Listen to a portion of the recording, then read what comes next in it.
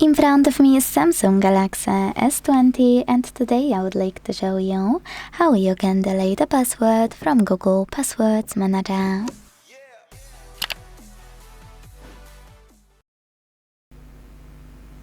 First of all, you need to open Settings and scroll to hit Google.